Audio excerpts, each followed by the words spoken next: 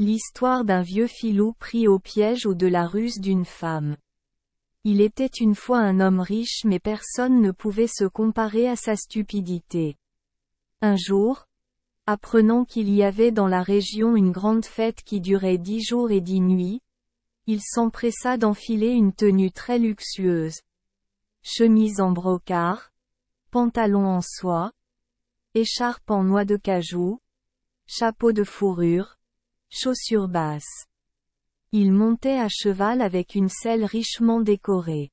En chemin, il demandait à tous ceux qu'il rencontrait. « Tu me trouves belle ou pas ?»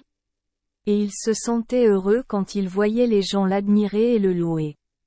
Lorsqu'il arriva devant la rangée de magasins entourant le festival, il rencontra un gros voleur debout sur le bord de la route, évitant son cheval. Comme plusieurs fois auparavant, il s'arrêta et demanda « Tu penses que je suis belle ou pas ?» Il ne s'attendait pas à ce que l'autre réponde « Tu es belle, mais tu ne sais pas t'habiller comme un fonctionnaire. » En entendant cela, il arrêta son cheval et pria « S'il vous plaît, aidez-moi un peu, je n'oublierai pas votre gratitude. » Le voleur a crié fort « Alors descendez de cheval. Enlève tes vêtements et amène-les ici pour que je puisse les dessiner pour toi. » Je n'hésite pas, j'enlève tout ce que je porte et je le lui donne.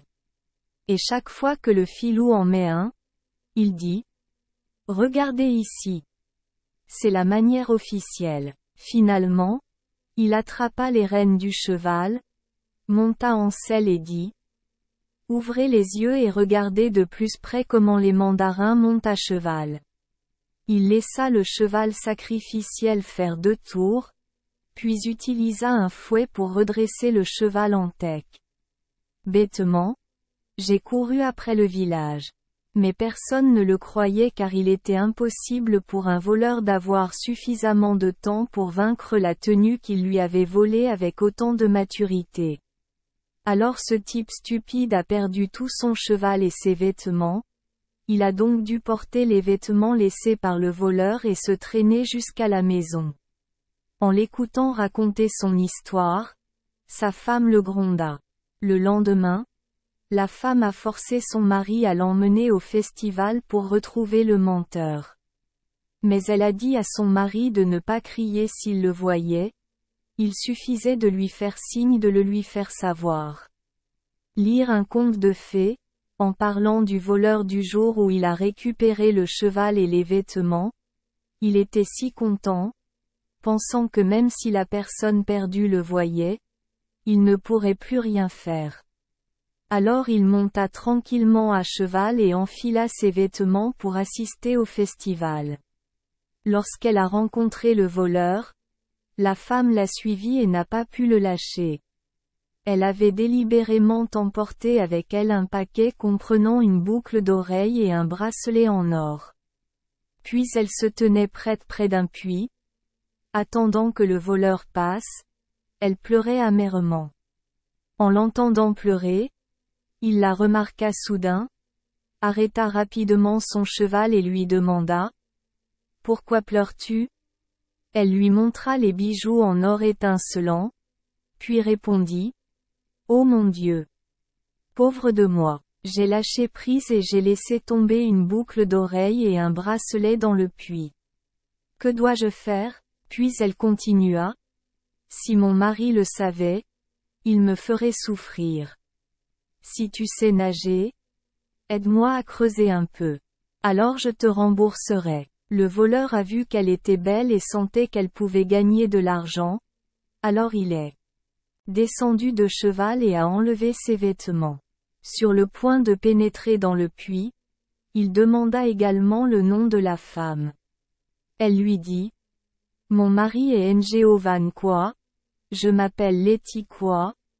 Nous sommes tous les deux originaires de cette région. » Après avoir répondu, attendant qu'il tombe à l'eau, la femme a immédiatement saisi tous les vêtements du voleur, a sauté sur le cheval et est rentrée chez elle au galop. Dès qu'il se releva d'un bond, il vit que l'homme et le cheval avaient disparu. Il ne lui resta plus qu'à se couvrir le bas du corps avec les deux mains et à courir après le cheval en criant fort. Au pays. Arrêtez Ngo quoi? Les quoi? En entendant cela, les passants se sont rassemblés et l'ont réprimandé. Il savait que c'était stupide, alors il a gardé la bouche fermée et est rentré chez lui. 1. Horreur. Les Noongs racontent l'histoire d'un gobi avalant un poisson-chat. Un vieil homme a apporté 10 taels d'argent au marché pour acheter des porcs reproducteurs, mais un grand voleur a tout emporté. De retour à la maison, mari et femme se sont disputés. Le fils de 13 ans a emprunté à son père une bague en or et une bague en cuivre plaqué or pour trouver un moyen de récupérer l'argent. L'enfant portait une véritable bague à la main, ce qui l'obligeait à la suivre et à ne pas la lâcher. J'ai fait semblant de lui demander de me montrer où vendre la bague.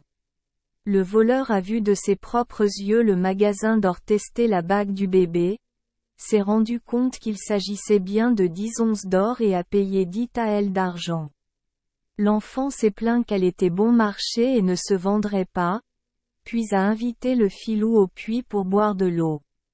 Lorsque le filou a détourné le regard, il a sorti la vraie bague et l'a cachée, puis le faux a laissé tomber maladroitement la bague plaquée or dans le puits. Voyant que l'enfant lui demandait de l'aider à récupérer l'anneau, le voleur fut heureux qu'une bonne occasion soit venue de prendre l'anneau, alors il ôta ses vêtements, avec 10 taels d'argent non dépensés, et entra dans le puits. L'enfant n'attendait que ce moment, attrapa rapidement ses vêtements, courut et fit ses poches pour récupérer l'argent de son père qu'il avait volé ce matin-là. J'ai pataugé et j'ai trouvé la bague, je l'ai enterrée dans la boue et j'étais sur le point de remonter et de dire que je ne la trouvais pas. Lorsqu'il débarqua, il vit que ses vêtements manquaient, alors il redescendit pour récupérer la bague, avec l'intention de la vendre pour compenser les 10 taels d'argent que l'enfant avait pris. Mais quand je l'ai essayé dans le feu, j'ai réalisé que ce n'était qu'un anneau de cuivre. 2. 1. D'après Langue de Land, livre cité et d'après les propos du peuple Bendine. Voir aussi l'histoire Mentir comme Kwoi, numéro 60, qui contient également une intrigue où Kwoi trompe un mandarin pour s'emparer de chevaux et de vêtements. 2. D'après Hoang Kuiye, cité. Merci les enfants des Esperluette Croisillon 39. Avoir écouté des contes de fées au jour Esperluette Croisillon 39. 8. Espérons que les histoires apporteront aux enfants des moments heureux et significatifs. Si vous aimez notre chaîne, veuillez appuyer sur le bouton S Esperluette Croisillon 39. Abonner, pour ne manquer aucune histoire intéressante. Je vous souhaite une bonne nuit de sommeil et de beaux rêves. Rendez-vous dans la prochaine histoire.